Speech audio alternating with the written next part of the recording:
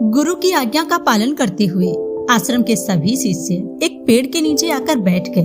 तभी गुरुदेव आते हैं और अपना उपदेश देना शुरू कर देते हैं। वो कहते हैं कि हमारी जिंदगी में हमें बहुत कम बोलना चाहिए। भगवान ने हमें 2 कान और 1 मुख इसलिए दिया है। इसका मतलब यह है कि जितना बोलते हैं उससे 2 गुना अधिक सुनना चाहिए। और आप शायद यह जानते ही होंगे कि संसार में जिस पदार्थ की संख्या ज्यादा होती है उसकी कीमत कम होती है, और जो पदार्थ कम है उसकी कीमत और अधिक होती है।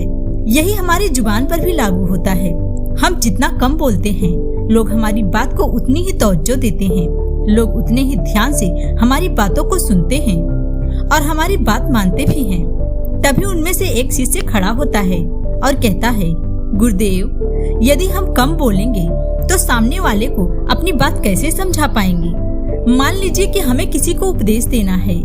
यदि मैं पूरा या सही से बोलकर उपदेश नहीं दूंगा तो सामने वाला मुझे गलत समझ सकता है, या हो सकता है कि मेरी बातों को गलत से समझकर अपने जीवन में कोई गलती कर दे, तो उसका दोष मुझ पर ही आएगा। अक्सर यह देखा गया है कि जो इंसान कम बोलता है उसे लोग कमजोर और डरपोक समझते हैं। तो गुरुदेव, यहाँ पर हमें कम बोलना कैसे उचित है?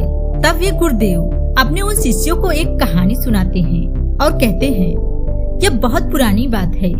एक नगर का एक राजा, जिसने एक बार अपने नगर में ये ऐलान करवा दिया कि यदि कोई इंसान मेरे दिल की बात कहेगा तो मैं उसे सोने की मोहर दूंगा। यह बात नगर में फैलते हुए देर नहीं लगी कि राजा के मन की बात, दिल की बात यदि कोई कहेगा तो राजा उसे सोने की मोहर देंगे। ये बातें पूरे नगर, पूरे राज्य में फैल गईं। जो बड़े बड़े पंडित थे, जो ज्ञानी थे, जो बड़े बड़े साधु थे, वे सभी लोग साथ राज दरबार में पहुंच गए और राजा को नई नई बातें बताने लगे, उनके मन की बात कहने लगे। राजा हर बात को सुनता और कहता, नहीं, यह मेरे मन की बात नहीं है। बहुत बड़े बड़े साधु आए और राजा को मन की बात, अच्छी अच्छी बातें बताई, लेकिन राजा सुनने के बाद यही कहते कि नहीं, यह मेरे मन की बात नहीं है। उसी नगर में एक बहुत गरीब ब्राह्मण रहता था। एक दिन ब्राह्मण की पत्नी ने उस ब्राह्मण से कहा कि आप यहाँ पर क्यों बैठे हो? राजा तो राज दरबार में मोहरे बांट रहे हैं, आप भी जाइए और कुछ बताकर मोहरे ले आइए। ये बात सुनने के बाद वो ब्राह्मण कहता है कि तू पागल है, ये काम तो बड़े बड़े पंडितों का है, जिसने दुनिया का बहुत सारा ज्ञान अर्जित किया हो, वो उनका काम है और वो उन्हें मोहरे देंगे। मुझे तो कुछ आता नहीं है, फिर मैं राजा के मन की बात कैसे बताऊंगा? तब ब्राह्मण की पत्नी कहती है कि आप वहाँ पहुँचकर एक काम करना, जब राजा आपसे कुछ पूछे तो पूरब की तरफ एक उंगली कर देना। मुझे पता है यदि राजा समझदार होगा तो आपकी बात समझकर आपको मोहरे अवश्य देगा। यह बात सुनने के बाद ब्राह्मण राज दरबार जाता है और जैसे ही राजा से नजर मिलती है वह पूरब की तरफ उंगली खड़ा कर देता है। राजा की नजर उस ब्राह्मण पर पड़ी। जैसे ही राजा की नजर उस ब्राह्मण पर पड़ी, राजा ने कहा, इस ब्राह्मण को एक मोहरे दे दो। अब तो जो पंडित वहाँ बैठे थे, जो राजा को बातें बता रहे थे, वे देखकर हैरान रह गए कि इस ब्राह्मण ने कुछ नहीं कहा और उसे मोहरे मिल गए। मोहरा लेकर वह ब्राह्मण अपने घर गया और अपने पत्नी को वह मोहरा देते हुए कहा, आज तो राजा ने सबसे पहले मुझे मोहरे दी, मैंने तो सिर्फ पूरब की ओर उंगली की। आखिर राजा इससे क्या समझा? उसकी पत्नी कहती है, अब ये बात जानने से कोई मतलब नहीं है, आज आप बस बैठ जाओ, अब कल जाना है। दूसरे दिन वह ब्राह्मण नहा धोकर तैयार होता है और अपनी पत्नी से कहता है कि आज मुझे क्या करना है? उसकी पत्नी कहती है, आज पश्चिम की तरफ अपनी उंगली करना। अब तो ब्राह्मण राज दरबार में जाता है और जैसे ही राजा से उसकी नजर मिलती है वो पश्चिम की तरफ उंगली करता है। राजा उसे मोहरे दे देता है और फिर वहाँ पर बैठे सभी ब्राह्मण हैरान हो जाते हैं। वे सोचते हैं, आखिर इस ब्राह्मण के उंगली करने का क्या मतलब है?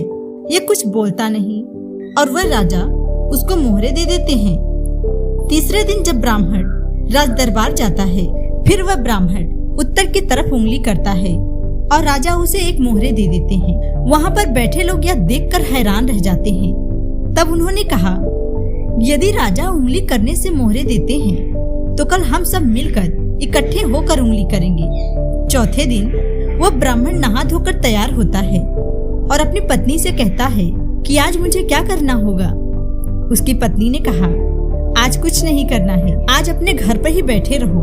चौथे दिन वे सारे जो राज दरबार में पंडित रहते थे वे सब खड़े हुए और जैसे ही राजा से उनकी नजर मिली वे दक्षिण की तरफ अपनी उंगली करते हैं। यह देखकर वह राजा इतने गुस्से में हो गया कि सभी पंडितों को जेल में डलवा देता है।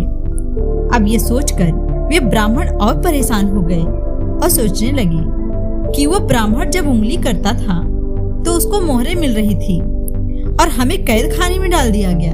भला राजा ये क्या समझ रहे हैं? ऐसा कौन सा राज है जो हमें नहीं पता? हमने तो इतना सारा ज्ञान अर्जित किया है, लेकिन इस उंगली करने वाला नया ज्ञान क्या है जो हमने आज तक नहीं जाना। वे जो कैद खाने में ब्राह्मण थे उनकी पत्नियां आई और उस ब्राह्मण की पत्नी के पास गईं और उनकी पत्नी से बोली, ये आपने क्या कर दिया? जब आपके पति उंगली कर रहे थे तो उन्हें मोहरें दी जा रही थी और मेरे पतियों को जेल में डाल दिया गया। कृपा करके मेरे पतियों को कैद खाने से छुड़ाइए। उसके बाद वो गरीब ब्राह्मण की पत्नी राज दरबार में आती है। जैसे ही राजा से नजर मिलती है वो ब्राह्मणी हाथ में चारा लेकर राजा की तरफ करती है। यह देखकर राजा 2 उंगली खड़ा करता है। तब वो ब्राह्मणी अपने पैर पर थापी देती है।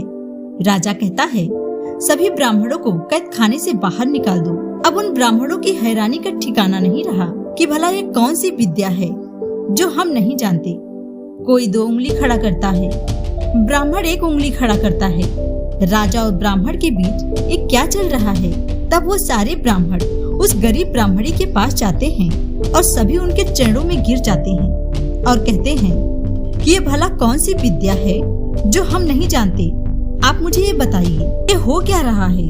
तब वो ब्राह्मणी कहती है, मैंने अपने पति से कहा कि आप पूरब की तरफ उंगली करना। जैसे राजा पुरु का राज्य था वैसे ही आपका राज्य अटल रहेगा। और ये राजा के दिल की बात थी, इसलिए मेरे पति को मोहर दी गई। दूसरे दिन मेरे पति ने पश्चिम की तरफ उंगली की। वो यह कहना चाहते थे कि पूरब के उदय से लेकर ढलने तक के बीच आपका ही राज्य रहेगा राजन, इसलिए मेरे पति को मोहर दी गई। तीसरे दिन जब मेरे पति आए तो उन्होंने उत्तर की ओर उंगली की। इसका मतलब यह है कि जैसे राजा ध्रुव का राज्य अटल है वैसे ही आपका राज्य अटल रहेगा। और चौथे दिन आप लोगों ने इकट्ठे होकर दक्षिण की तरफ उंगली की। उधर तो राजा रावण का राज्य चला गया, वह मारा गया, इसलिए आप लोगों को जेल में डाल दिया गया। उसके बाद वे ब्राह्मण कहते हैं, तो फिर आपने हमें निकाला कैसे?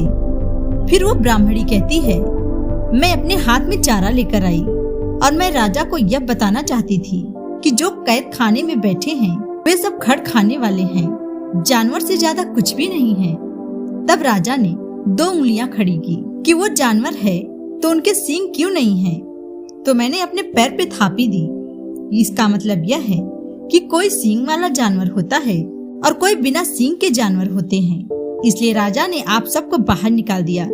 ये कहानी सुनाने के बाद गुरुदेव कहते हैं कि हम कम शब्दों में इशारों से भी इतना बड़ा ज्ञान किसी को दे सकते हैं जो दुनिया के कितने शब्द बोलने के बाद भी समझा नहीं सके। और समझने वाला भी ज्ञानी होना चाहिए, तभी तो ज्ञान देने का हमारा मकसद पूरा हो पाएगा। यदि अगला आदमी हमारे ज्ञान को नहीं समझेगा, यदि अगला आदमी हमारे ज्ञान को नहीं समझ रहा होगा तो भला उसको क्या ज्ञान देना?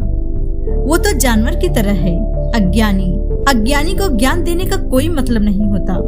और यदि आप किसी अज्ञानी को ज्ञान दे रहे हो तो ज्यादा बोलकर ज्ञान देने की कोई जरूरत नहीं। उसके बाद गुरुदेव कहते हैं कि हर इंसान को अपनी जिंदगी में 5 परिस्थितियों में हमेशा चुप रहना चाहिए। इन 5 जगहों पर जो इंसान कम बोलता है या फिर बोलता ही नहीं तो लोग उसे ज्ञानी समझेंगे, उसे एक अलग तरह से देखेंगे। पहली बात, जब तुम्हें लगता है कि कोई तुम्हारी भावनाओं को तुम्हारे शब्दों से नहीं समझ पा रहा है, ऐसी परिस्थिति में इंसान का चुप रहना ही अच्छा होता है। दूसरी जगह, जब तुम्हें ये ना पता हो कि किसी मौके पर क्या बोलना है या किसी विशेष घटना के बारे में तुम्हें आधा अधूरा ज्ञान हो, ऐसे मौके पर तुम्हें चुप रहना चाहिए।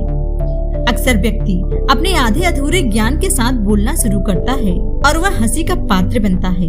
हमें कभी भी आधी अधूरी जानकारी के साथ अपनी बात नहीं रखनी चाहिए। तीसरी जगह, जब कोई इंसान तुम्हारे सामने किसी तीसरे इंसान की बुराई कर रहा हो, तब इस परिस्थितियों में तुम्हें चुप रहना चाहिए। तुम्हें कभी भी इस तरह के बातचीत का हिस्सा नहीं बनना चाहिए। चौथी जगह, जब कोई तुम्हारे ऊपर गुस्सा और घृणा से चिल्ला रहा हो, ऐसी परिस्थितियों में तुम्हें चुप रहकर सामने वाले के गुस्से को शांत करने का प्रयास करना चाहिए। गुस्सा शांत होने पर जब उस व्यक्ति को इसका एहसास होगा तो हो सकता है वह आपसे माफी मांगे, लेकिन हर परिस्थितियों में तुम्हें चुप नहीं रहना चाहिए। यदि कोई गलत कार्य कर रहा हो तो हमें चुप नहीं रहना चाहिए, क्योंकि उस समय चुप रहना हमारी कमजोरी प्रदर्शित करती है। यदि कोई गलत कर रहा हो तो हमें उसे जवाब देना चाहिए। पांचवी जगह, जब कोई इंसान अपने दुख, अपनी परेशानी को तुमसे बता रहा हो, ऐसी परिस्थिति में तुम्हें चुप रहकर उनकी बातों को ध्यान से सुनना चाहिए। हमारे सिर्फ सुनने से उसकी समस्या तो समाप्त नहीं होगी, पर आपके सुन लेने से उसे एक शांति की अनुभूति होगी। उसे लगेगा कि कोई तो है जिसे मैं अपनी परेशानी बता सकती हूँ, क्योंकि इंसान एक दुकान है और उसकी जुबान एक ताला। जब ये खुलता है तभी यह पता चलता है कि दुकान सोने की है या कोयले की। इसलिए हमारे शब्दों की कीमत ज्यादा होगी और यह तभी होगा जब हम कम बोलेंगे।